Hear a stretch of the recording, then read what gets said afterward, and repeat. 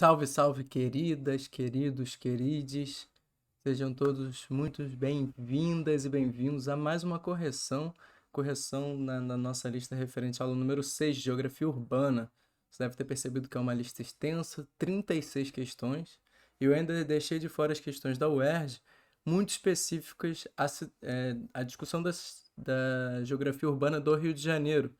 Então poderia ainda ter mais questões, vou fazer um vídeo à parte sobre isso, e uma lista à parte, né? Porque não é tanto o perfil do Enem, os conteúdos, né, muito específicos, né, sobre Rio de Janeiro.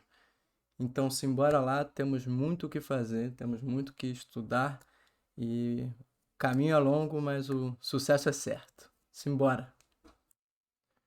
Questão número 1, UERJ de 2020.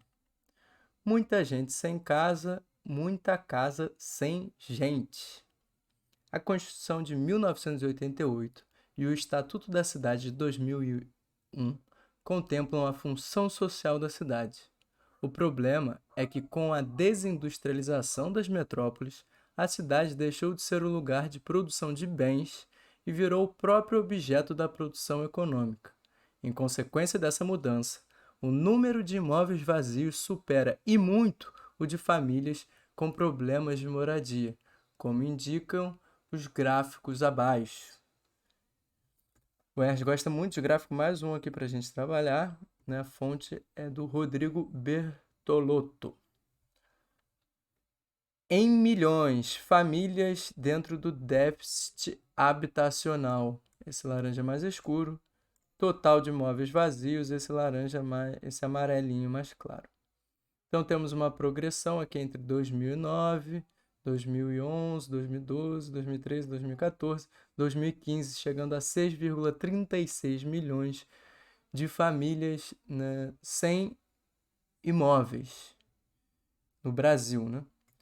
E, por outro lado, né, em 2015, registrado aí em áreas urbanas, total de 7,9 milhões de imóveis vazios, ou seja, mais imóveis vazios do que pessoas, né, sem casa. A contradição apresentada no texto e nos gráficos deve-se ao fato de que o espaço urbano possui simultaneamente os seguintes atributos: valor de uso e valor de troca. B. Patrimônio cultural e patrimônio individual. C. Estrutura unicêntrica, estrutura policêntrica. E D. Território de circulação, território de resistência. Bom, a correta é a A, mas vamos falar das incorretas antes. Patrimônio cultural e patrimônio individual não são elementos que se contradizem, né? E aqui o patrimônio cultural não se refere à questão, né, das pessoas terem acesso ou não à moradia e ter moradias desocupadas ou não. Então, né, não tem sentido aqui, não está falando de um aspecto cultural. Patrimônio individual poderia fazer algum sentido, mas não esse aspecto. Se tivéssemos talvez aqui patrimônio social, patrimônio coletivo, né, mas não é o caso, então a gente já elimina. Não são contradições, né, elementos opostos, né? Essa é a noção da contradição. C. Estrutura unicêntrica, estrutura policêntrica. Bom, isso é um elemento referente à questão urbana, mas não é o que está sendo discutido no texto, né? Quando falamos de estrutura unicêntrica, é pensarmos na cidade em termos de espaços que concentram serviços, concentram empregos, concentram aparelhos culturais, concentram, né, serviços de saúde, educação e outros, né, uma estrutura onde possuem vários centros, né, distribuídos, né? E aí isso está dentro de uma lógica de centro e periferia, ou seja, o centro concentrando e a periferia, né, dependendo, né, uma relação de dependência da periferia com esse centro. Quando há apenas um centro nessa cidade, a gente fala de uma estrutura unicêntrica. Quando temos diferentes centros concentrando essas atividades, nós chamamos de estrutura policêntrica. É muito comum a gente vincular essa estrutura policêntrica à cidade de Londres, mas também não é o que está sendo discutido aqui. De território de circulação, território de resistência. Bom, o território de resistência, de alguma forma, pode ser ligado à questão habitacional, né? Os movimentos sem teto, movimentos de luta por moradia, mas não estamos falando de uma questão de circulação pela cidade, e o território de resistência não necessariamente é algo oposto a um território onde há uma grande circulação, um grande fluxo, né? Então também não vejo aqui uma contradição. E aí na letra A, sim, valor de uso e valor de troca. Aqui faz uma referência, meio de maneira abrangente, a um conceito do Karl Marx, né, que discutimos na aula de capitalismo, na Origens e Fundamentos do Capitalismo. Né? Aquela aula foi muito fundamental por isso. Né? Qual é a ideia de um valor de uso? É o valor em si, né, de uma mercadoria. Então, para que serve uma maçã? Para alimentar. Para que serve uma cama? Para dormir. Para que serve uma casa? Né? Para abrigar, para habitar, para garantir uma proteção. Esse é o valor de uso, né? Para que está sendo utilizado. E o que é o valor de troca? O valor de troca é porque esse conjunto, né, de bens e serviços possuem dentro do capitalismo uma, um preço, né? Porque ele está dentro, né, de um mercado. Quando atribuímos um preço a esse conjunto de bens e serviços, estamos falando então que ele além desse valor de uso, ele tem um valor de troca, tem preço. E aí estamos, né, falando do contexto e da contradição dessa questão. Ou seja, temos cidades onde as pessoas precisam de casa, então tem uma necessidade de uso de habitações, temos habitações disponíveis, mas as pessoas não têm condições financeiras de comprar, de alugar essas casas. Muitos desses terrenos sendo utilizados para especulação imobiliária, né? Falamos desse conceito na aula. E então o problema, né, encontrado é essa contradição, né?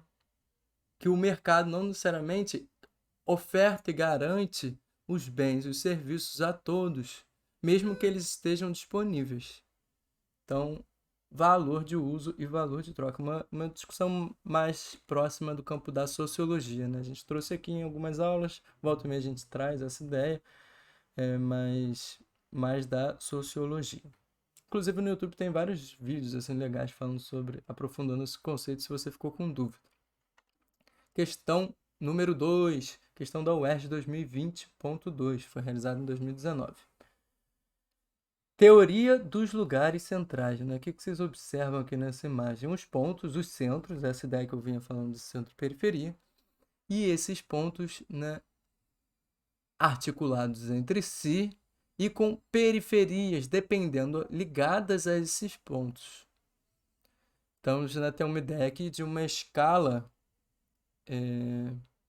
grande também, né? Ou seja, quando a gente fala de uma escala grande, é muito aproximada.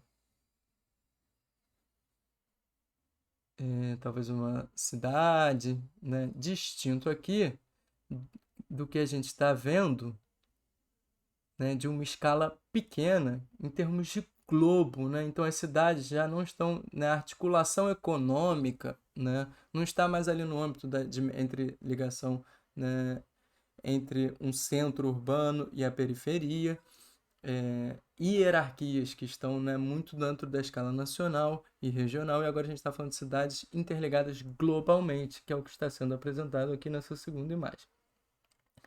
A primeira imagem, acima, ilustra as teorias dos lugares centrais, elaborada com base em estudos sobre a rede de cidades do sul da Alemanha, na década de 1930. Já a segunda imagem foi feita a partir de estudos e mapeamentos das cidades globais no final do século XX. A comparação entre os dois estudos permite identificar a seguinte mudança vinculada às redes urbanas ao longo do século XX. Opção A, escala espacial das interações econômicas. Resposta correta, né? Letra A aqui. Por quê? Antes estávamos falando de uma articulação, aqui nos anos 30, dentro do território da Alemanha. A imagem ajuda, mas o texto, nesse caso, é fundamental para a gente entender, né? Né? Quando diz rede de cidades do sul da Alemanha, em comparação, né, com o mapeamento das cidades globais.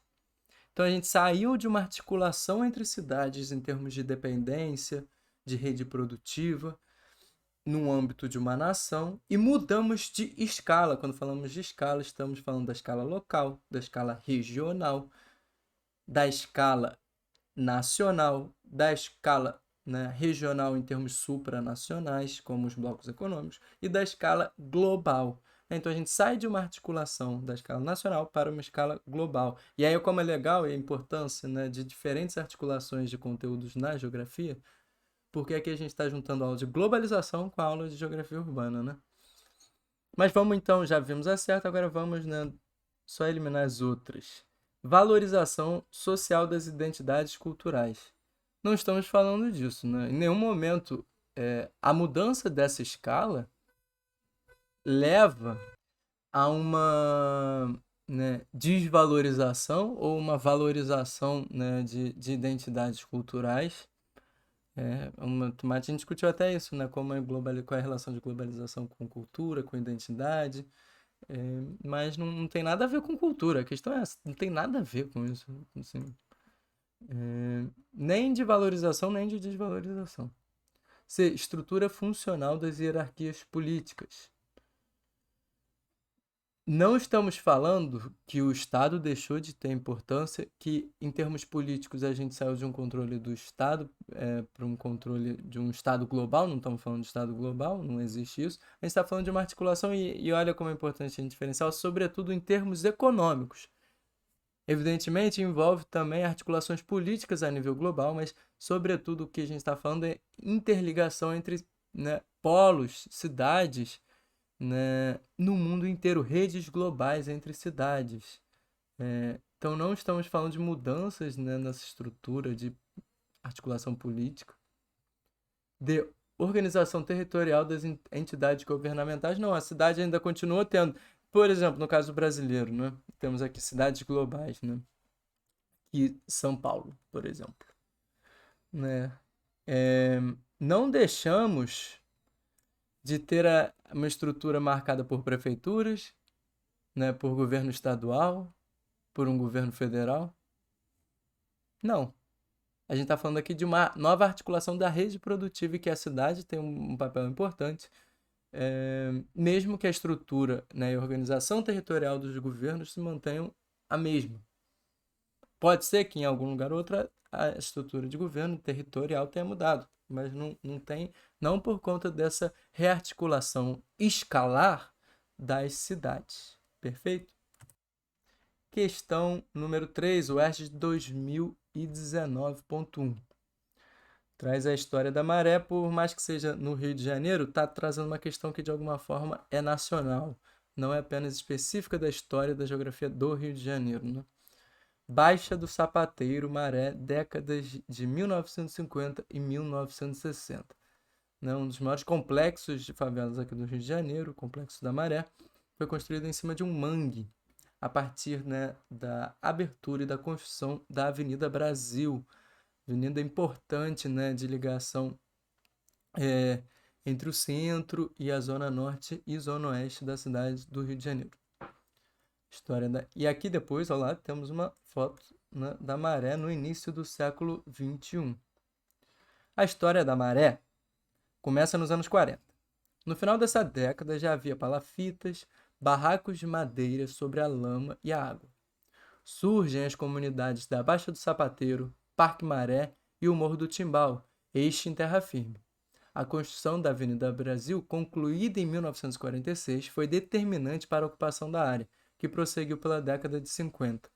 Nos anos 60, um novo fluxo de ocupação teve início, quando moradores da Praia do Pinto, Morro da Formiga, Favela do Esqueleto e desabrigados das margens do rio Faria Timbó foram transferidos para moradias provisórias construídas na Maré. No início dos anos 80, quando a Maré das Palafitas era símbolo da miséria nacional, marca a primeira grande intervenção do governo federal, o Projeto Rio, que previa o aterramento e a transferência dos moradores das palafitas para construções pré-fabricadas. Em 1988, foi criada a 30ª Região Administrativa, abarcando a Área da Maré. A primeira RA da cidade a se instalar numa favela marcou seu reconhecimento como um bairro. Fonte aqui do Museu da Maré, um museu espetacular dentro da Maré, né, que traz e resgata essa história da comunidade, né, em termos de valorização cultural daquele espaço, da população, né, que o construiu e o habita. É incrível, lá vale muito a visita. Composta hoje por 16 comunidades, a Maré é o maior complexo de favelas do Rio de Janeiro. Sua história, em parte, está relacionada com as transformações na cidade entre meados do século XX e o momento atual. Considerando tais transformações, a análise das fotos e o texto permite concluir que a história da Maré é marcada pelo seguinte processo urbano. Bom, letra A. Estabilização das políticas públicas em regiões insalubres. Em primeiro lugar, o texto não diz que há uma estabilização, né? A gente sai de um cenário de ausência de políticas públicas e a partir daí a gente começa a ter algumas políticas. Isso é importante também. Muitas vezes as regiões de favela são tratadas como espaços ausentes de políticas públicas. Não, existem políticas públicas dentro de favelas, né? Tanto políticas educacionais, políticas de saúde, políticas habitacionais, políticas de construção de infraestrutura. Às vezes elas podem não ser as mais adequadas, mas existe. Não o suficiente para, né, atender aquela população, mas existe. Além disso, né, em termos, né, do texto, nada está falando, né, que a gente tinha um momento de carência, passa-se a ter bastante políticas públicas e elas permanecem. Não está falando nada disso, né? Não está falando para a gente concluir que há uma estabilização. E além disso, se a gente for ver a foto, o que que essa foto, essa comparação quer trazer, né? Nos traz. Isso que a gente tem que pensar. Por que que o ERJ resolveu trazer essas duas imagens? Para marcar de alguma forma uma continuidade, né? Então, né, não estamos falando, né, de estabilização de políticas públicas. B. Integração das vias de transporte em logradouros periféricos. De fato, né, como eu fiz um adendo, a amarela surge a partir da construção da Avenida Brasil. Mas isso não quer dizer que haja uma integração boa, efetiva, né, em termos de transporte público. E, novamente, isso não é tratado no texto. Não é isso que o texto traz. Né? Então, a gente não está falando de questão de transporte urbano aqui. Né? Então, também a gente corta a B. A gente tem que identificar, né, do que se trata o texto. Está falando sobre o quê? C. Expansão de habitações populares em espaços valorizados. De fato, é o que o texto traz. Né? O texto fala sobre remoções e a partir dessas remoções, né, de algumas favelas, sobretudo aqui na zona sul, né, como a Praia do Pinto, há, né, uma expulsão desses moradores de baixa renda para áreas periféricas, né, e, né, áreas que são desvalorizadas e por isso podem ser assim ocupadas. No caso aqui era um mangue a Maré, né, e a própria, né, por meio de mutirões, né, a própria população foi aterrando esse mangue, construindo, né, expandindo a favela. Então, a resposta certa é a letra C. Letra D, manutenção de obras de recuperação em ambientes degradados. Não está falando de manutenção, primeiro que não fala, né, de fato, em grande quantidade, de políticas públicas sendo realizadas. Ainda assim, de alguma forma, o que aparece de política pública aqui no texto fala um provisórias entre aspas, né? Ou seja, não há uma grande política habitacional na favela da Maré que seja suficiente para atender a toda essa população. Então a gente não está falando de manutenção, a gente não está falando, né, tampouco de um conjunto suficiente de políticas públicas, muito menos de manutenção e de recuperação de algum ambiente. Eu não sei o que o degradado quer trazer nesse sentido dessa questão também, em termos ambientais ou a baixa qualidade de moradia, mas não está falando disso no texto também. Então, resposta certa, letra C. Se você tiver algum conhecimento prévio, né, sobre, né, história urbana, favelização, mas também a própria interpretação da questão ajudava a responder. Questão 4, UERJ 2019.1. Fronteiras reais. As fronteiras reais desrespeitam fronteiras cartográficas e geopolíticas e serpenteiam pelo mundo, dividindo povos e classes. Para cruzar uma fronteira real, não é preciso passaporte ou qualquer outra formalidade. Com um passo, você atravessa uma fronteira econômica, às vezes sem nem se dar conta. Num país como o Brasil, para usar um triste exemplo, pode sair de um mundo e entrar em outro ao dobrar uma esquina. Botsuana aqui, Miami logo ali, texto de Luiz Fernando Veríssimo, publicado no Globo em 2015. Com base nas reflexões do escritor, um exemplo de fronteira real dos dias atuais está presente em todas as fronteiras existem aqui, né? Então estamos falando da tríplice fronteira entre Paraguai, Brasil e Argentina, né? No caso brasileiro aqui é Foz do Iguaçu, onde está a usina de Itaipu, onde está a Catarata do Iguaçu, mas não estamos falando, né, de uma fronteira entre nações. O próprio texto diz que não. Aqui também é o caso, imagino que seja no México, né? Temos aqui também, né, fronteira entre nações. E aí, por fim, então aqui nas três primeiras opções estamos vendo, né, fronteiras entre nações. E a quarta opção, fronteiras dentro de uma mesma nação. E é essa a ideia da fronteira real trazida pelo Luiz Fernando Veríssimo, né? Elas que desrespeitam fronteiras cartográficas e dividem povos e classes. A ideia de classe social muito marcada aqui trazendo no texto, né? Então não é preciso passaporte. Em todos esses casos, o que é preciso passaporte? O único que não precisa é o D. É a ideia de uma fronteira onde, né, não há uma restrição de fato, mas há um muro social, uma barreira social perceptível, visível, né, entre essa grande desigualdade dentro dos centros urbanos. Resposta certa, letra D. Questão 5, UERJ de 2019. O simulado, a UERJ simulado, isso não foi a prova, mas eles disponibilizam no site também questões muito próximas. As 10 cidades com mais bilionários. Em primeiro lugar, Nova York, 103 bilionários. Segundo, Moscou, 85 bilionários. Seguido de Hong Kong, Londres, Pequim, São Paulo, olha, Brasil figurando aí, né? Discutimos a desigualdade no Brasil, né? A concentração de renda no Brasil. Istambul, Dubai, Paris e Singapura. As metrópoles se constituíram como principais polos de gestão e acumulação do capitalismo, assumindo grande número de funções urbanas e concentrando expressiva parcela da riqueza global. Considerando os dados da tabela e o contexto atual, as 10 cidades apresentadas possuem como característica comum centro primordial de gestão militar. Não são cidades onde estão sendo desenvolvidas estratégias militares. Hoje em dia, até por questões estratégicas geopolíticas, muitos centros e polos, né, da gestão militar são escondidos, né? Nos Estados Unidos a gente tem, né, polos escondidos em desertos, né, da Califórnia. Então, essas grandes cidades não são centros de gestão militar. B. E também, né, o que questão militar tem a ver com os bilionários, né? A gente está aqui buscando uma questão não geopolítica, não é uma questão política, a gente está falando de uma questão econômica.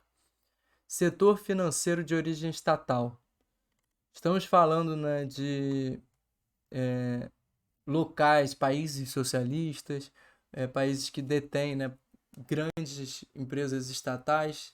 Estamos falando de estados, não, estamos falando de indivíduos bilionários. Então também isso elimina a ideia do estatal. C. Atividade laboral de predomínio industrial. Como vimos o que tem ocorrido, né, nos últimos 30, 40 anos é a descentralização industrial, a desurbanização da indústria, né, a indústria rumando para o interior, com o desenvolvimento de transportes, com o desenvolvimento da comunicação, né? Então já não temos grande predomínio industrial nessas cidades. Algumas aqui, né, algumas grandes partes delas também centros financeiros, não é à toa que estão os grandes bilionários lá. Resposta D, influência econômica de alcance supranacional, cidades globais, né? Aí, de fato, sim, a gente comentou, né, isso na aula, né? São essas cidades que têm articulação com outros polos no mundo inteiro, que têm poder, né, de decisão, né? Cidades de onde partem decisões para territórios em outros lugares do mundo, né, em outros países. Então, resposta certa D. Questão 6, o ERJ de 2019 também simulado. Fatores históricos e geográficos influenciam a forma como a violência é percebida no Rio de Janeiro e em São Paulo.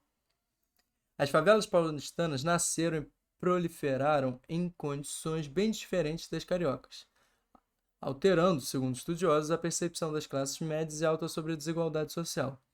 Apesar da recente onda de violência em São Paulo, que matou 1.157 pessoas até outubro de 2012, ter razões mais complexas e não poder ser relacionada diretamente à favelização, é inegável que, se o mesmo ocorresse no Rio de Janeiro, as populações das zonas mais favorecidas teriam uma percepção maior de seu impacto.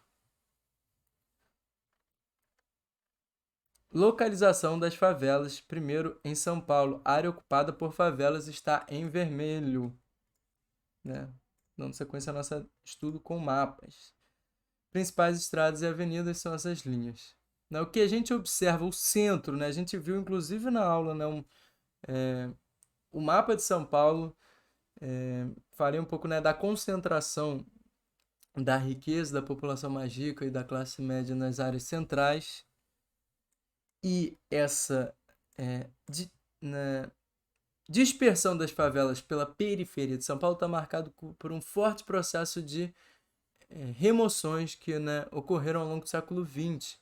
Né, as favelas que estavam ocupando aqui a região central, que é a região mais valorizada da cidade de São Paulo, foram removidas. Isso aconteceu no Rio de Janeiro também, tanto no começo do século XX com Pereira Passos, nos anos 60 com Lacerda, inclusive no governo do Eduardo Paes, no processo de preparação e construção de aparelhos olímpicos. Mas, de alguma forma, as favelas resistiram com uma força aqui e não houve, né, essa completa expulsão das favelas dos centros urbanos, né, do centro, né, urbano do Rio de Janeiro, como ocorreu aqui em São Paulo. E por isso, né, a gente entende, vendo o texto, lendo o texto, que a percepção da desigualdade e das questões que envolvem a favela é maior no Rio de Janeiro, por ela ser mais vivida pela classe média e pelas classes altas. Com o apoio dos mapas, identifica-se uma característica socioespacial diferenciada entre esses dois conjuntos metropolitanos de favelas, que permite explicar as diferentes percepções da violência mencionada no texto. Essa característica está apresentada em A. Topografia mais acidentada das favelas cariocas. Né? De fato, a topografia, né, o relevo do Rio de Janeiro, ele é mais íngreme, tem mais montanhas, mais morros, e as favelas, né, ocuparam esses lugares historicamente, as encostas. Mas não tem a ver, não é a razão para essa menor ou maior percepção da classe média em relação às questões que afetam a favela.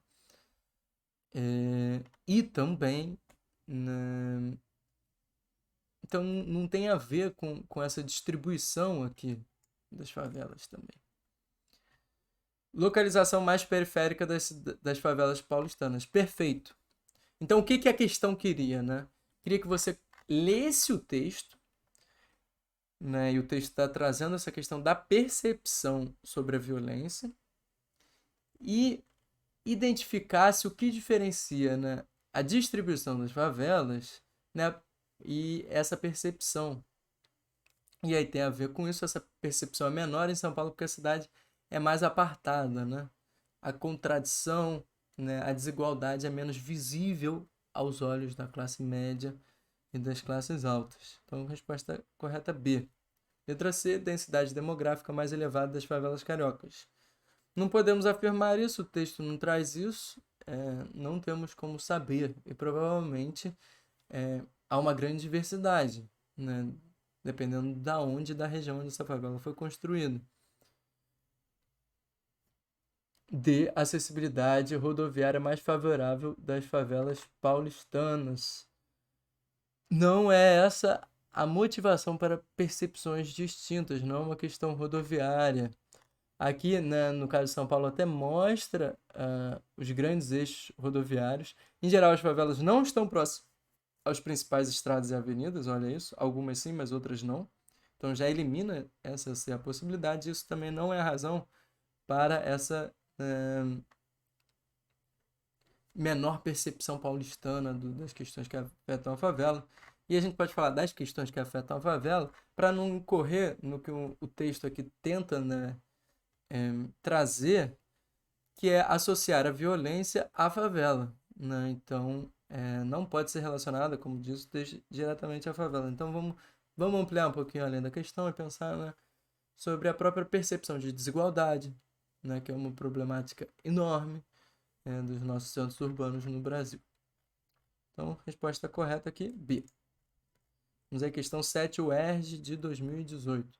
Vamos fazer, né, o que eu tenho indicado para as questões do Enem. Essa aqui, como é uma questão que tem um pouco mais de texto, vamos direto para o comando da questão. Apesar da UERJ ser uma prova que tem mais tempo, vamos treinando assim também para fazer a prova do Enem, que é mais curta, né, em termos de tempo por questão. É uma prova longa, mas tem pouco tempo para fazer cada questão. A transformação para a atual estrutura interna das metrópoles descrita no texto é evidenciada pelo seguinte processo. E aí o que a gente já tem que fazer de cara, né? Marcar aqui, ó, transformação para a atual estrutura interna das metrópoles. Quando a gente for no texto, a gente já vai buscar, então, essa transformação, né, nas metrópoles. Em uma cidade contemporânea, desenrolaram-se há muitas décadas os processos paralelos de atomização e massificação. Na esteira deles, a cidade foi deixando de ser um mosaico de bairros coerentes, cada um polarizado por sua própria centralidade, até se chegar a uma cidade como um todo, nitidamente polarizada por seu Central Business District, CBD, Distrito Central de Negócios, para se tornar hoje uma estrutura muito mais complexa e difícil de se resumir. Muitos bairros viram seus centros de comércio e serviços desaparecerem e outros sendo reduzidos à irrelevância, e não raro ao próprio CBD perder prestígio e decair. Então, aqui que está a chave, ó. Muitos bairros viram seus centros de comércio e serviços desaparecerem ou serem reduzidos à irrelevância. A transformação para a atual estrutura interna das metrópoles descrita no texto é evidenciada pelo seguinte processo: A. Expansão dos shopping centers. Perfeito. Resposta certa. Porque a gente está falando aqui de redução dos centros de comércio. Opção B. Redução dos movimentos pendulares. Lembrando, os movimentos pendulares, né? É esse fluxo diário, cotidiano, de trabalhadores de uma cidade periférica para trabalharem na cidade central, nos centros da grande metrópole, né? Esse movimento como se fosse um pêndulo indo e vindo cotidianamente de grande parcela da população. Não está falando isso o texto, apesar de ser um conceito que existe. Modernização dos transportes de massa, de fato, né? A gente tem melhorias e modernizações dos metrôs, dos trens, dos ônibus, que a gente pode considerar o não transporte de massa, mas não é o que o texto está trazendo também. Retração dos mecanismos de segregação, o texto também não está falando se a cidade está se tornando mais igualitária, né, menos segregada. O que o texto fala, né, é que os centros comerciais estão perdendo prestígio. Por quê? Porque os shopping centers estão concentrando esses comércios. Questão 8, o ERJ 2018 também simulado. Temos aqui, né, vários pontos vermelhos, não há uma legenda, então temos que descobrir o que são nos textos. Segundo a análise qualitativa, as aglomerações urbanas apontadas no mapa exercem influência sobre outras, em diferentes intensidades, em várias partes do planeta. Então, né, a gente está falando de polos que né, exercem influência sobre outras cidades, né?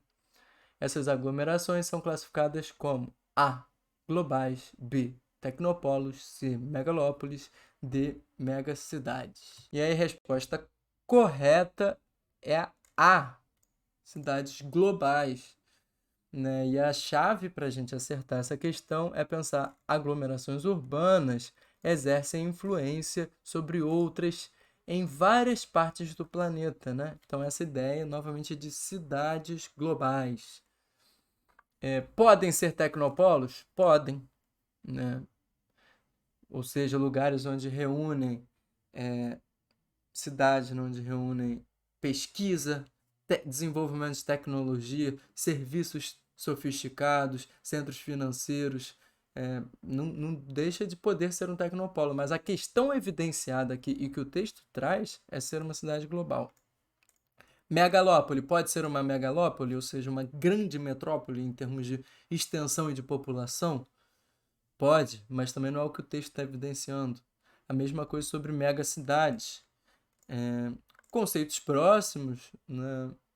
Mas que não deixa de ser uma possibilidade, mas o que a gente tem que ver é o que o texto está trazendo. Então, muita atenção, galera. Essa aqui era uma questão que pedia, né, um foco no texto, uma interpretação boa do texto. Questão 9, o ERJ de 2018, uma questão muito legal porque a gente consegue visualizar, eu até botei nessas imagens na aula, a gente consegue visualizar o processo, né, de conurbação. Pensei que ia dar resposta aqui, mas não, ele só quer saber a data. 9. Considere a sequência de mapas a seguir que apresenta a expansão da mancha urbana na cidade do Rio de Janeiro e seu entorno em 5 momentos, tendo como base a divisão municipal atual. 1888, né? E aí esse amarelo é a mancha urbana. A gente falou isso na aula. Porque que a mancha urbana, ela não necessariamente vai se restringir ao município, da mesma forma ela também não necessariamente vai cobrir todo o município. A gente pode ter áreas rurais dentro do município, porque o município é uma delimitação política administrativa. Dentro do município temos áreas rurais e áreas urbanas. Alguma área rural pode ser quase irrisória, em outras a área urbana pode ser quase irrisória. Né? Mas então essa ideia, a gente consegue visualizar o contraste entre a mancha urbana e a delimitação do município. Em 1888, né, restrita aqui ao município do Rio de Janeiro, um pouquinho em Niterói. 1930, aí já começamos a ter um pouco aqui na Baixada. Número 2, São João de Meriti. Número 1, Nilópolis, né? Um pouco de mancha urbana também, mas pouco conectado ainda aqui com o Rio de Janeiro. Agora, entre 1930 e 1972, o que acontece? Essa mancha urbana amplia, né, para outros municípios da Baixada Fluminense.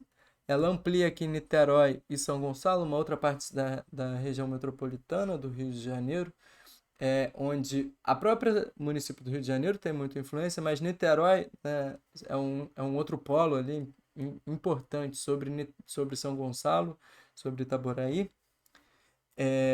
Mas olha, esse é o momento que ocorre a conurbação, né? Onde esses diferentes municípios, onde a mancha urbana passa, sobrepõe-se aos limites municipais. E aí, 1972 a 94 ainda mais, e de 94 a 2007 ainda mais. Né? A gente está vendo aqui o crescimento urbano. O período no qual se identifica a formação das áreas conurbadas que caracterizam a metropolização fluminense foi. E aí, né, exatamente aqui, ó, entre 30 e 72. Né? Foi quando sai, né, de dentro de um município. E a conurbação é a ligação entre diferentes municípios, diferentes centros urbanos. E a gente consegue ver aqui nessa transição. Vai cair uma questão dessa igual? Provavelmente não, mas é bom que a gente desenvolva ainda mais esse conceito de conurbação que é bem importante. Questão 10, UERJ de 2017. Nas imagens estão representadas a malha urbana da cidade de Toledo, com suas ruas estreitas de origem medieval, e a de um bairro de Los Angeles, cidade estadunidense que se expandiu principalmente após a Segunda Guerra Mundial. Cidade de Toledo, né? O que se observa nessa imagem, né? Ela é bem tortuosa, ruas pequenas, estreitas, né? E em Los Angeles a gente tem, né, o grande, né, rodoanel aqui, parece o rodoanel de São Paulo, não? Complexos, né? Uma infraestrutura complexa de transporte, de rodovias e ruas e avenidas, né? Viadutos. A diferença entre as duas malhas urbanas é explicada pela relação entre dois fatores que contribuem para a organização desses espaços, embora em épocas bastante distintas. Esses fatores estão apontados em concentração financeira e processo de verticalização. A gente não consegue ver é, se aqui a gente está falando de lugares ricos ou não. Então a gente não tem como falar que isso aqui tem a ver com concentração financeira. E tomem cuidado quando a gente fala de subúrbios de cidades dos Estados Unidos, porque diferentemente do Brasil, né, parte, né, do processo de gentrificação lá ocorreu de maneira inversa. A elite que saiu, né, com o desenvolvimento dos transportes e construção dessas grandes avenidas, a elite que foi morar nos subúrbios. Né, os subúrbios são bairros de classe média. Isso tem acontecido um pouco. São Paulo tem o caso de Alphaville, né? Mas em geral, né, predomina aqui o subúrbio, né, espaços de periferia. Mas isso aqui não está falando nada de questões financeiras, né? Em processo de verticalização, a gente está falando de construção de prédios. E aqui também a gente não consegue observar, a gente não consegue garantir, eu até desconfio um pouco que haja um processo de verticalização nesse subúrbio de Los Angeles, mas também não conseguimos saber disso. E não é o que a imagem está trazendo. O que eles estão querendo trazer? A gente tem que tentar pensar isso, né? O que eles estão provocando com isso, né? Qual é a diferença aqui entre essas duas imagens? B. Atividade econômica e especialização funcional. A gente está vendo, né, alguma coisa que está falando sobre atividade econômica nessa cidade e nessa cidade para ter essa diferença de estrutura e de alguma forma uma especialização desses espaços em alguma atividade econômica, não consigo ver isso também, né? Agora, se sim, né? O que explica essa grande diferença entre uma cidade de Toledo, que é uma cidade antiga, né, do período medieval, e a cidade de Los Angeles? Perfeito, letra C. O nível técnico de desenvolvimento das tecnologias, sobretudo de transportes. E aí um padrão distinto de circulação, né? A gente está vendo aqui uma cidade, né, uma circulação muito retificada por avenidas, né, grandes rodovias, né, ligado a um padrão de transporte e de construção. Então a gente tem construções muito avançadas aqui no caso de Los Angeles e um padrão, né, um modelo de transporte rodoviário de carros, né, que, né, permite essa circulação rápida entre a cidade, em comparação com Toledo, que é uma cidade, né, com ruas tortuosas e pequenas, que até traz uma ideia de uma circulação que envolve outros meios de transporte, até porque a gente está falando de um período onde não havia carro ainda, né, permite uma cidade mais ligada né, à locomoção a pé, né? Então, essa é a resposta certa, a letra C. Perfil de renda e segregação social aqui a gente não consegue observar e não é o que a imagem está contrastando. A gente tem que pensar o que está diferente aqui, né? A grande diferença é ligado à questão, né, das infraestruturas de transporte, né? Então, letra C. Questão 11. Índice de progresso social no município do Rio de Janeiro. Aí legal para a gente trabalhar mapa novamente. Vou beber meu cafezinho aqui. Proporção da população da cidade. Então, 16%, 36%. Esse cinza mais clarinho, 28% esse amarelo, 20% do amarelo mais escuro, né? IPS, né, o Índice de Progresso Social das Regiões Administrativas, cinza mais escuro, 41 a 43, 41,43 a 48, né, o cinza mais claro, um índice de progresso social um pouco maior, o amarelo mais claro, o índice de progresso social melhor, e o amarelo mais escuro, quase roxo, o melhor índice de progresso social, né? A gente vê que eles estão concentrados na região da Barra da Tijuca e Recreio, dos Bandeirantes, na zona sul da cidade do Rio de Janeiro. E os piores índices concentrados aqui na região da Zona Oeste, no extremo, na parte, né, mais norte da Zona Norte, aqui na Pavuna, na Maré, no Jacarezinho. O Índice de Progresso Social, IPS, varia de 0 a 100 e é calculado levando em consideração 36 indicadores. Entre eles estão o acesso a esgoto sanitário e a água canalizada, mobilidade, taxa de homicídio, incidência de dengue, mortalidade por tuberculose e HIV, homicídios de jovens negros e frequência no ensino superior. Não são levados em contas variáveis econômicas como renda. Segundo Sérgio Besserman, presidente do Instituto Pereira Passos, o índice é uma ferramenta que ajuda a acompanhar as mudanças e direcionar as políticas de governo. A análise do mapa e dos dados apontam tanto para aspectos sociais que se modificaram quanto para aqueles que permaneceram, no que diz respeito aos bairros e regiões de municípios do Rio de Janeiro. Um dos aspectos que explica a situação das regiões administrativas com mais baixos índices de progresso social é redução da rede de saneamento básico. Aí essa questão da pegadinha, porque, né, ela está querendo saber em termos de processo. Realmente a rede de saneamento básico no Rio de Janeiro é muito ruim para as populações mais pobres, sobretudo nas regiões de favela. Mas isso não quer dizer que tenha ocorrido nos últimos anos uma redução dessa rede. Essa palavra aqui a gente tem que tomar cuidado quando aparece, né? Redução, né? Aumento. A gente tem que pensar, né? De fato, é uma desigualdade. Isso explica essa diferença. O próprio texto diz isso, né? Olha, né? Dentre fatores que compõem o índice de progresso social, tem o esgoto sanitário, né? A água canalizada. Mas ele quer saber, em termos de mudança, então, né, ao trazer a palavra redução, eliminamos a possibilidade de ser a letra A. A letra B, desigualdade no acesso a vias de transporte. Perfeito, resposta correta. E aí aqui não está trazendo a ideia, né, desse processo. A gente não está falando de um momento, a gente não está falando de aumento nem de diminuição do acesso a vias de transporte. A gente está falando de um contexto de uma percepção, né, sobre o acesso a transporte na cidade do Rio de Janeiro, que é desigual. E aí, então, essa aqui está correta. C. Redistribuição da força de segurança pública.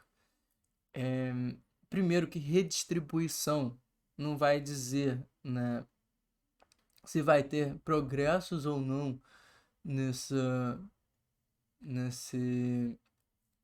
índice de progresso social, né, considerando a questão de segurança pública. Outro ponto importante é que uma das considerações é homicídios de jovens negros. Então, a redistribuição de força de segurança pode levar ao aumento de homicídios de jovens negros, considerando a atuação da polícia em favelas, né? Então, também não garantiria uma melhoria do índice de progresso social. Então, podemos cortar essa aqui também C. E a D, uniformização na oferta de assistência hospitalar, não uma melhoria a ponto de ser igual à oferta hospitalar em toda a cidade. A gente, né, pelos nossos conhecimentos, mesmo se você não é do Rio de Janeiro, você sabe que, né, não vai ser igual. Conhecendo a realidade urbana dos diferentes capitais, né, do Brasil, a gente sabe que não há uma uniformização, né, esse acesso à assistência hospitalar. Então a resposta certa é a B. 12 UERJ de 2016. Em Nova York, a habitação social vive o boom das rendas mistas. Eu falei isso na aula, olha que legal ter uma questão sobre isso. 50, 30, 20. É um termo quente na cidade de Nova York, hoje em dia. É também o apelido dos imóveis financiados pela prefeitura que miram a integração das rendas mistas na habitação.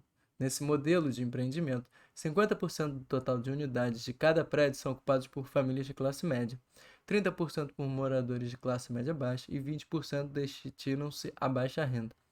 O presidente da Companhia de Desenvolvimento Habitacional de Nova York, Mark Gers, afirma que a instituição já financiou e construiu quase 8.000 apartamentos nesse modelo. Acreditamos que prédios com rendas mistas e bairros com economias diversas são pilares de comunidades estáveis. Um caminho inverso da segregação, da autossegregação, da gentrificação. O Estado é um agente fundamental na produção do espaço, pois suas ações interferem de forma acentuada sobre as dinâmicas e a organização das cidades. A principal finalidade de uma política pública, como a relatada no texto, é a. Reduzir a segregação espacial. Verdade. Resposta correta, né? Então, um modelo de cidade, quando não se tem uma política planejada para unir em diferentes classes, leva a uma cidade segregada. Quando a gente tem uma companhia pública, né, criando uma política pública de habitação mista, reduzimos essa segregação espacial. Então, perfeito. Né? Resposta A, correta. Vamos ver as outras só para eliminar. B, elevar a arrecadação municipal. Não, nada garante que isso vai aumentar ou diminuir a arrecadação de IPTU, nem nada disso. Considerando que deve ter, né, as pessoas pobres vão continuar pagando menos IPTU, as pessoas que têm mais dinheiro e moram em habitações, né, melhores vão pagar mais IPTU. Então não é isso. O texto não fala sobre isso, né? A gente não tem nem como inferir muito sobre isso. C, favorecer a atividade comercial. Também não. Por quê, né? Sim, a gente está falando de uma questão de redução das desigualdades, né? E de maior contato entre diferentes classes sociais. Não estamos falando de atividade comercial. D, desconcentrar a população urbana. Não. A gente está falando de diferentes classes, mas todas essas pertencem a uma população urbana. E elas ainda vão estar concentradas nos centros urbanos, nesses prédios sendo construídos. A gente não está falando de construção e aumento dos subúrbios, de crescimento de cidades médias, que também tem ocorrido, não é o que o texto traz. O texto traz uma política para reduzir a segregação espacial. Perfeito? Próxima questão. Questão número 13, UERJ de 2016.2. Segunda aplicação do exame de qualificação. Observe a diferença entre a expansão das redes de metrô nas cidades do Rio de Janeiro e de Xangai. 1993, o metrô do Rio de Janeiro, né? Metrô da linha 2 e da linha 1, pequenininho. 2013, né, ampliou um pouco algumas estações, mas nada muito considerável. Xangai não tinha nenhum em 93, e olha a rede complexa de metrôs que eles criaram, né, nesses 20 anos. As escolhas feitas pelo poder público no que se refere às modalidades de transporte urbano são muito importantes para a compreensão dos fenômenos sociais e ambientais verificados em cada cidade. Caso a evolução do metrô de Xangai entre 1993 e 2013 tivesse ocorrido em proporção semelhante à do metrô carioca, uma provável consequência espacial sobre a metrópole chinesa seria supressão da inversão térmica. Vamos falar isso na aula que vem, mas inversão térmica tem a ver um pouco com poluição, mas também é um fenômeno de alguma forma natural. Opção B, aumento da poluição atmosférica. E aí essa é a resposta correta. E por que essa é a resposta correta? Porque se não há metrô, o que as pessoas utilizam para se locomover? Carros, ônibus, motos e esses, né, todos meios de transporte movidos a partir da queima de combustíveis fósseis, né, queima da gasolina, do diesel, gerando maior poluição, né, a partir da liberação do gás carbônico e outros gases poluentes. Então, se a gente tivesse uma melhor rede de metrô, a poluição atmosférica seria menor no Rio de Janeiro. E, por outro lado, se Xangai tivesse uma rede de metrô menos extensa, seria uma cidade muito mais poluída. Então, a resposta certa, B. C. Redução da segregação residencial a gente não pode garantir. Não quer dizer que você vai instituir uma melhor rede de metrô, isso vai gerar uma melhor distribuição de residencial ou das classes sociais, como a gente viu ali na questão anterior, que é uma política que diminui a segregação residencial. Não se trata aqui da questão. Crescimento da especialização comercial, ou seja, então, um bairro especializado no setor de farmácias, outro bairro especializado em imobiliários. Não quer dizer que você ter uma rede de metrô melhor vai levar a isso. A gente está falando aqui de uma questão mais ligada à questão da poluição mesmo, né? Então, resposta certa, B. 14, UERJ 2015.1. O movimento e a avenida. Em vista da importância do exército para as classes dominantes, não é de se admirar que o tráfego militar fosse o fator determinante do planejamento das cidades, exemplificado pelo traço das avenidas de Paris proposto pelo prefeito Haussmann entre 1853 e 1870. Adaptado de Lewis Mumford, A Cidade na História. Topografia da maré facilita a ocupação pelo exército. Ao adotar no complexo da maré estratégias semelhantes à utilizada para ocupar os complexos do Alemão e da Penha, o exército vai encontrar mais vantagens do que desvantagens, apesar de a nova região ser maior e mais populosa. A topografia da área a ser pacificada é plana e as ruas são mais largas, fatores que acabaram facilitando a distribuição do efetivo e as manobras dos veículos militares. Apesar das muitas diferenças entre Paris no século XIX e Rio de Janeiro no século XXI, os textos apontam para manifestações do exercício do poder militar em ambas as cidades. Nos dois contextos, é reconhecível a seguinte relação estratégica entre o espaço da cidade e a ação do Estado. Né? Lembrando que nesse caso aqui de Paris, as ruas foram abertas, né, para conter uma série de movimentos, né, e organizações populares, né, como teve em 1848 a Primavera dos Povos, né, uma série de levantes populares por toda a Europa. Em 1871 a gente tem a Comuna de Paris, né, então um movimento muito efervescente, né, na cidade de Paris, e eram ruas muito estreitas. A população criou muitas barricadas e começou a controlar de maneira autônoma essas áreas. Qual foi a política urbana? Né? A abertura de grandes avenidas para maior facilidade de circulação das forças policiais e do exército. Nos dois contextos, é reconhecível a seguinte relação estratégica entre o espaço da cidade e a ação do Estado: sítio urbano e polarização política. Sítio urbano, a gente está falando da área da cidade. E polarização política, a gente pensa então em, de um lado, uma identificação ideológica e de outro lado, outra identificação. Não é tanto isso que a questão diz, né? De alguma forma, temos um aspecto político ligado à questão da cidade, esses dois termos trazem isso, mas não de maneira tão clara quanto a B, que é a correta, né? Morfologia, quando a gente fala de morfologia, a gente está falando de forma. A gente utiliza, por exemplo, esse termo em português, quando a gente está falando, né, de morfologia, a gente está falando das formas, das palavras, né, da estrutura, o que é a palavra em si. Quando a gente está falando de morfologia urbana, a gente está falando da forma da cidade. E controle social, então uma cidade onde é muito estreito, o controle social é muito difícil, né? Com ruas estreitas, becos, vielas, é fácil para essa população criar barricadas. Quando a cidade tem ruas muito largas, o controle social do Estado é mais fácil. Então a resposta certa é a letra B. Hierarquia urbana e segurança pública. De alguma forma tem a ver com segurança pública? Isso tem, mas o texto traz uma ideia que é, para além de segurança pública, ele está falando de controle social. E até pode nos trazer a ideia de a gente tratar de segurança pública não é como foi feito nesses dois casos. Isso aqui a gente está falando de uma estratégia de domínio, de controle.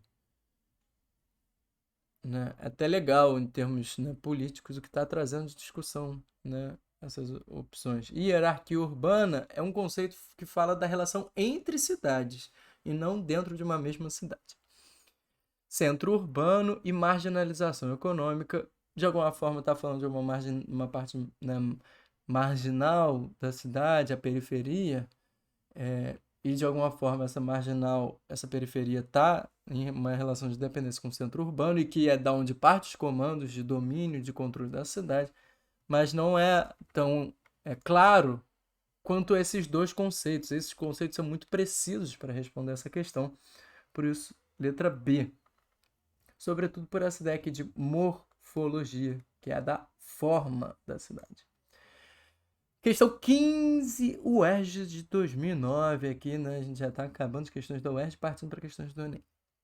Além dos inúmeros eletrodomésticos e bens eletrônicos, o automóvel produzido pela indústria fordista promoveu, a partir dos anos 50, mudanças significativas no modo de vida dos consumidores e também na habitação e nas cidades. Com a massificação do consumo dos bens modernos, dos eletrodomésticos e também do automóvel, mudaram radicalmente o modo de vida, os valores, a cultura e o conjunto do ambiente construído. Da ocupação do solo urbano até o interior da moradia, a transformação foi profunda. Olha, ligando também outras aulas, né, que a gente falou de Revolução Industrial, até um pouco das aulas que a gente fala de keynesianismo. Uma das consequências das inovações tecnológicas das últimas décadas que determinaram diferentes formas de uso e ocupação do espaço geográfico é a instituição das chamadas cidades globais, que se caracterizam por possuírem o mesmo nível de influência no cenário mundial. Se as outras estivessem muito erradas, a gente marcaria essa, mas o mesmo é uma forçação, né? Sempre tudo que exagera, né, que coloca como totalmente, né, único, né, igual, a gente vai desconfiar, né? Quando generaliza muito, né? Não mesmo, né? As cidades globais, elas têm níveis de influência distintos. Tanto é que a gente tem uma classificação das cidades globais realizada por um instituto ligado a uma universidade que, né, tem cidades alfa, beta e gamas, né? As principais cidades globais, outras cidades globais que têm influência, mas não tanto quanto as primeiras, né? Um terceiro grupo, né, de cidades também, cidades globais influentes, mas não no nível das outras duas primeiras. Então, A, errada. B, fortaleceram os laços de cidadania e solidariedade entre membros das diversas comunidades. Não é isso que qualifica a cidade global, né? A gente não está falando, né, de ser uma cidade que está gerando uma rede de influência que leva a maior cidadania, uma maior solidariedade, tanto para as outras cidades quanto, né, dentro de uma mesma cidade. Não é isso que garante ela ser uma cidade global, um espaço de cidadania e de solidariedade entre os diferentes grupos que a compõem, os diferentes grupos sociais. Temos cidades globais, na verdade, que são muito apartadas, né, que são muito temos, não, quase todas, né? Todas elas são marcadas por um intenso conflito cultural e econômico, né? Diferentes grupos que a constituem. Então, também errada, B. C. Constituir é um passo importante para a diminuição das desigualdades sociais causadas pela polarização social e pela segregação urbana. Primeiro, né, as cidades globais não garantem a diminuição das desigualdades. A gente não falou isso em aula, isso não é o que constitui a cidade ser uma cidade global. E dois, olha o que está falando aqui, que é as desigualdades sociais são causadas pela polarização social e pela segregação urbana. Não, a desigualdade social promove uma segregação urbana e a polarização social, né? Então, também, assim, até na própria semântica a gente vê o equívoco, além, né, de não ser o próprio sentido da frase. D. Terem sido diretamente impactadas pelo processo de internacionalização da economia desencadeados a partir dos anos 1970. Isso, cidades globais são cidades que se articulam em rede e influenciam territórios para além daquela nação. Nós já vimos o conceito ali em outras questões. Então, letra D, resposta correta. A E, né, caso você tenha marcado, terem sua origem diretamente relacionada ao processo de colonização ocidental do século XIX. Não. De alguma forma, a colonização foi uma etapa importante, né, na internacionalização do capitalismo, mas ainda não é um processo de globalização. A gente viu isso, a gente teve uma aula só para diferenciar esses diferentes conceitos.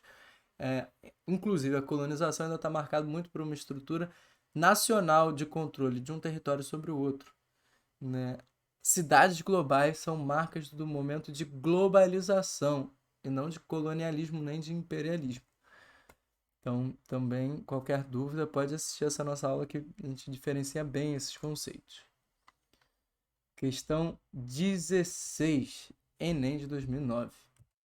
Chegamos aqui às questões do Enem, vamos fazer aquele esquema. Vamos primeiro para o comando, ainda mais um comando curto, como esse é um texto longo, né? Com base no texto anterior e na situação atual do trânsito, infere-se que... Bom, temos muitos elementos a destacar, temos que ver o texto. O trânsito nas grandes cidades se transformou em um problema que exige criatividade e pesados investimentos. A multiplicação dos acidentes, congestionamentos quilométricos e a poluição urbana, por exemplo, preocupam a sociedade. A indústria, por sua vez, teve de investir tanto em segurança ativa, facilitando o controle do veículo pelo motorista, quanto passiva, a fim de diminuir as consequências dos sinistros. A preocupação ambiental engloba também o trânsito, mas uma solução efetiva nessa área não pode se restringir à escolha de combustíveis pouco poluentes. A escritora Raquel de Queiroz, fazendo uma reflexão bem-humorada em artigo da revista O Cruzeiro, desafiava o leitor a imaginar como seriam as cidades da década de 1970 com carruagens puxadas por cavalos. A poluição causada pelos excrementos dos animais literalmente sufocaria a todos. Vem aqui do site Primeira Mão. Peço desculpa aqui que não é pré-ocupação, não é uma ocupação anterior, no momento anterior à ocupação. É preocupação tudo junto, tá? É curioso, né? Porque o texto traz então uma questão aqui assim, a problemática ambiental vai além das questões de gases poluentes de efeito estufa, né? É uma brincadeira aqui da Raquel de Queiroz, mas ela, né, isso pode nos ajudar a pensar, tá, então a solução que iremos encontrar ambientalmente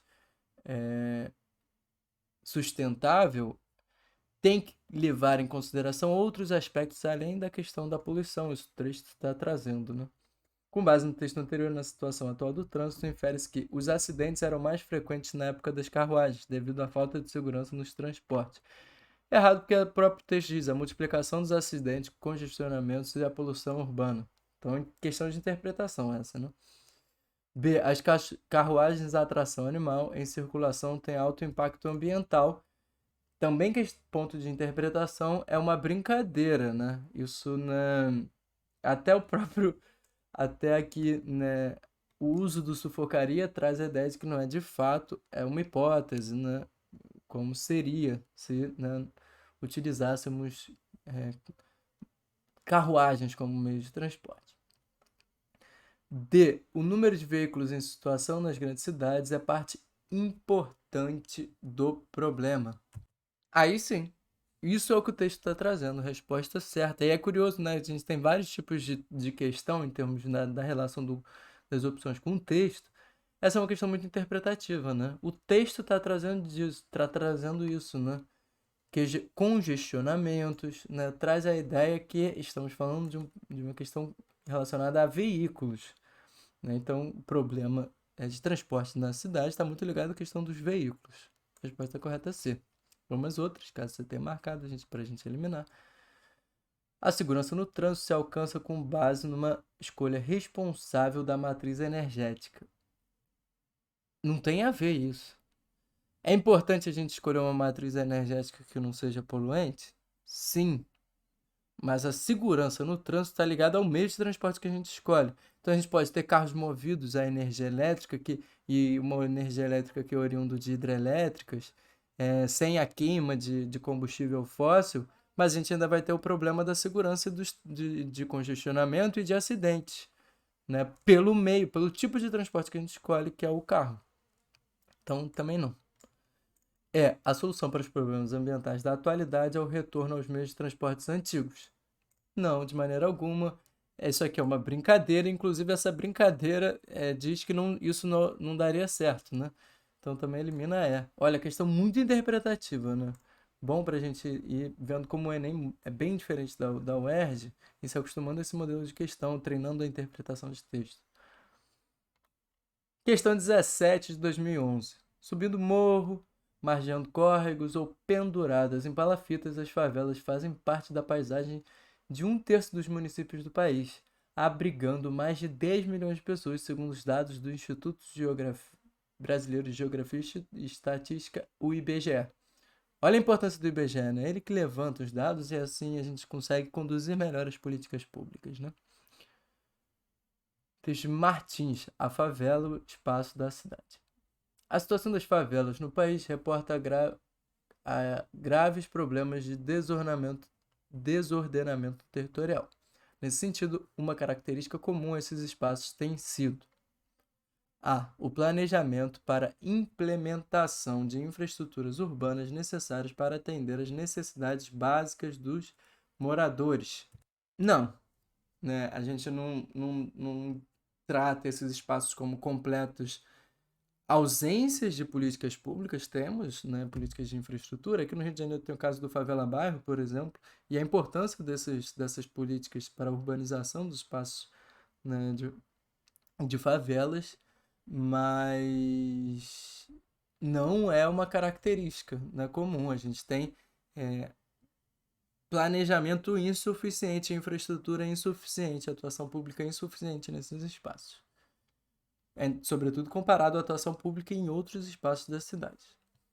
B. A organização de associações de moradores interessados na melhoria do espaço urbano e financiadas pelo poder público. Não. As associações de moradores não são financiadas pelo poder público e sim pelos próprios moradores, né? E são articulações muito ligadas, né, a uma organização local. É até problemática quando a atuação pública é muito grande, muito ligada a essa associação. É óbvio que, em termos políticos, a associação precisa ter um ótimo diálogo com o poder público, mas é perigoso esse diálogo quando ele vem, né, a partir de um interesse desse poder público em controlar essas associações. Então também não é uma característica geral e também nem todos os espaços de favela vão ter associações de moradores, né? Em alguns, né, determinadas cidades é muito marcante, mas nem todas vão ser, né, marcados por esse processo, né, por esse tipo de organização política. C. A presença de ações referentes à educação ambiental com consequente preservação dos espaços naturais circundantes.